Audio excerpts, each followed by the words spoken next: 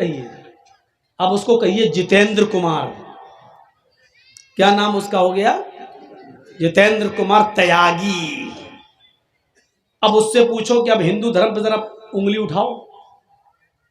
16,108 थी। जितेंद्र त्यागी जी क्या कहोगे? अब उठाओ। मोहम्मद साहब की 12 बीवी पर बड़ी उंगली उठाते थे, अब जो 16,108 रखा था उसके ऊपर उठाओ उंगली। रामचंद्र जी को भगवान का दर्जा दिया जाता है, फिर भी रावण उनकी पत्नी सीता को लेकर भाग गया, भगवान अपनी पत्नी को नहीं बचा पाए। अब उठाओ उंगली। अब तो जर्जीस तुम्हारी रात की नींद हराम कर देगा। अब उठाओ, अब उठाओ। कोई बात नहीं, चेंज हो गए, हो गए। यहां किसी को परवाह नहीं है। अच्छा हुआ, मेरे हिसाब से बहुत अच्छा हुआ कि तुम बदल गए, उधर चले गए, क्योंकि अभी तक मुझे इस्लाम का भी दिफा करना पड़ता था और यह कहना पड़ता था कि वो रास्ते से भटक गया है। लेकिन अब गैर मुस्लिम होकर एक हिंदू धर्म में आकर तुम इस्लाम पर कीचड़ उछालोगे तो कोई फर्क नहीं पड़ता।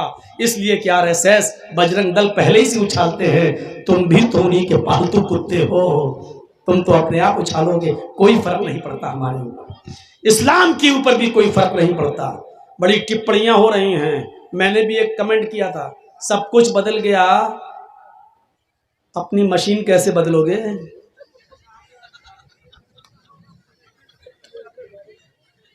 वो भी तो बदलो। मोदी जी उसको चाहिए कि अमेरिका भेजकर उसका खतना खत्म करवाएं, क्योंकि इंडिया में तो कोई ऐसी सर्जरी है नहीं कि जिससे खतना खत्म हो जाए। वो बीच वाली मशीन से जिंदगी भर मुसलमान ही रहेगा। वो अलग बात है कि उसका कुछ भी हो, कहीं भी चला जाए किसी भी, लेकिन मिडिल में जब वो कभी पेशाब करने जाएगा तो कहेगा कमबख्त यही चीज तो और कहीं बदल गई होती तो अच्छा होता। वो जिंदगी भर याद रखेगा अपनी मशीन को कि ये मशीन, वो तो अच्छा हुआ कि छिपी हुई रहती है, छिपी हुई, लेकिन वो अकेले में जब भी पेशाब करेगा तो वो अपनी मशीन को जरूर गाली जरूर देगा, कमबख्त तू ही मुझे शर्मिंदा कर रही है, सब कुछ तो बदल गया, तू भी बदल जा कमबख्त। हो सकता है उस धर्म में बड़े बड़े चमत्कारी बाबा मौजूद हैं, हो सकता है कि ये भी बदलना है। हम तो मशवरा देंगे रिजवी साहब, किसी हॉस्पिटल में जाके उस बीच वाली चीज को खत्म करा दीजिए और बीच वाले ही बन जाइए। वो सबसे अच्छा मशवरा है मेरा, क्योंकि ये बीच वाली चीज तुम्हें जिंदगी भर जीने नहीं देगी, जीने नहीं देगी, यही तुम्हें ललकारती रहेगी। जब पेशाब करेगा, पूजा करेगा, हवन करेगा, होम भू भुर्भुआ सब कुछ करेगा, लेकिन जब पेशाब करने जाएगा कहेगा कमबख्त तू ही मुझे शर्मिंदा कर रही है। यहीं से मैं मुसलमान नहीं, यहीं से मैं हिंदू नहीं हूं, यहीं से मैं त्यागी नहीं हूं, यहीं से मैं ये नहीं हूं। ये चीज उसको जिंदगी भर लानत भेजती रहेगी। कहीं ना कहीं तो छाप अभी बाकी है। तो अब जिंदगी में जिसके दिमाग में जो घुसा होता है वही, तो यहां से बीच से मत उठिए।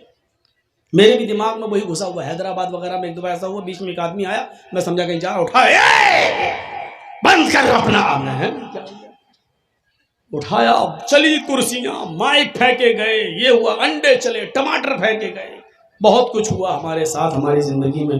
खैर अब तो अल्लाह का रहमो करम है। तो मेरे भाइयों, तीसरे इस मंत्र पे गौर कीजिए, एश एशाए, एश लोगो, इसका तर्जमा भी वही हुआ, आए लोगो, एशाए ईश्वर देगा, एश हाय लोगो, एशाए ईश्वर देगा, मामहे मामह को, मामह, मामह का माना भी होता है जिसकी बहुत तारीफ की गई हो, मामह। इसका भी संस्कृत में हिंदी तर्जमा देखेंगे नालंद विशाल शब्द सागर में, तो मामह के आगे लिखा है प्रशंसक, जिसकी बहुत तारीफ की गई हो, प्रशंसित जिसकी बहुत तारीफ की गई हो।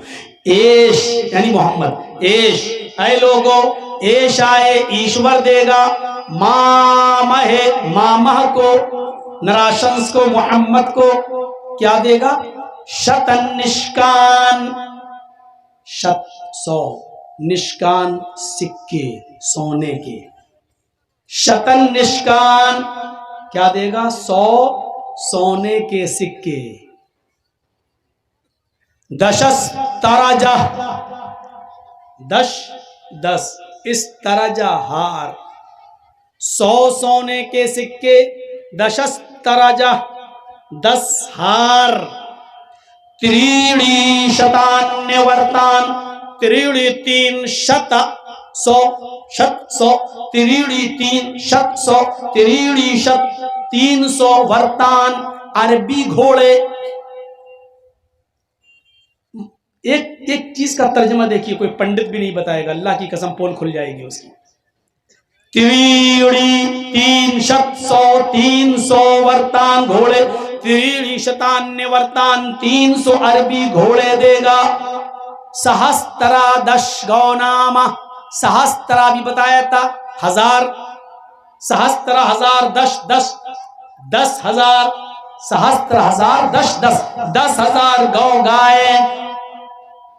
अब पूरे मंत्र का तर्जमा देखिए, ईश्वर मां महर्षि को मोहम्मद को देगा 100 सोने के सिक्के, 10 हार, 300 अरबी घोड़े और 10,000 गायें। ये मंत्र किसी पर पूरा नहीं उतरता सिवाय मोहम्मद रसूलुल्लाह के। सबसे पहले क्या है? 100 सोने के सिक्के। सोना बड़ा कीमती होता है। जब आपका बच्चा MBBS में एडमिशन लेना चाहे और थोड़े से अंक से फेल हो जाए और 50 लाख रुपया मांगा जा रहा हो कि दे दीजिए आपके बच्चे को MBBS में एडमिशन हो जाएगा, तो आप ऐसे मौके पर अपना सोना तक बेच देते हैं अपने बच्चे के पढ़ाने के लिए। 100 सोने के सिक्के का मतलब 100 कीमती लोग। और इल्म एक ऐसी दौलत है जो सोने से भी ज्यादा कीमती। इल्म के हुसूल के लिए मां अपने बच्चों का सोना तक, अपने जेवर तक बेच देती है अपने बच्चों को पढ़ाने के लिए। तो मतलब क्या है? अल्लाह मोहम्मद को ऐसे 100 आदमी देगा जो सोने के सिक्कों की तरह कीमती होंगे, यानी इल्म हासिल करने वाले होंगे। मोहम्मद रसूलुल्लाह के उन 100 सहाबा की तरफ इशारा है जो मदीने के मस्जिद नबवी के बाहर एक चबूतरा बनाता और उस चबूतरे पर बैठकर वो इल्म हासिल किया करते थे। मेरे भाइयों, जिनको असहाबे सुफ़ा के नाम से याद किया जाता है, जो इल्म दीन हासिल किया करते थे, जो पढ़ा करते थे, उनकी तादाद 110, 11, 12, 116 के इर्द गिर्द थी।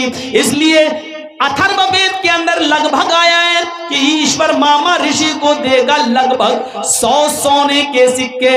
लगभग का मतलब ये होता है कि कुछ ज्यादा या कुछ कम। तो मेरे भाइयों, 100 सोने के सिक्कों से मुराद असहाबे सुफ़ा, 100 वो सहाबा मुराद है जो नबी अकरम से इल्म हासिल किया करते थे और उन्होंने इल्म हासिल करने के लिए अपनी जमीन और जायदाद भी निछावर कर दी थी, अपने माँ बाप को भी कुर्बान कर दिया था, भाई ने भाई को छोड़ा था, भाई ने बहन को छोड़ा था, एक ने किसी, सबने रिश्तेदारों को छोड़ा, किसी ने जमीन छोड़ी, किसी ने जायदाद छोड़ी, लेकिन वो मोहम्मद रसूलुल्लाह से पढ़ने जरूर आया करते थे। ये तादाद उनकी इसी 100 के इर्द गिर्द घूमती है। शतन निष्कान, अल्लाह मामा को देगा 100 सोने के सिक्के, 10 तरजा 10 हार।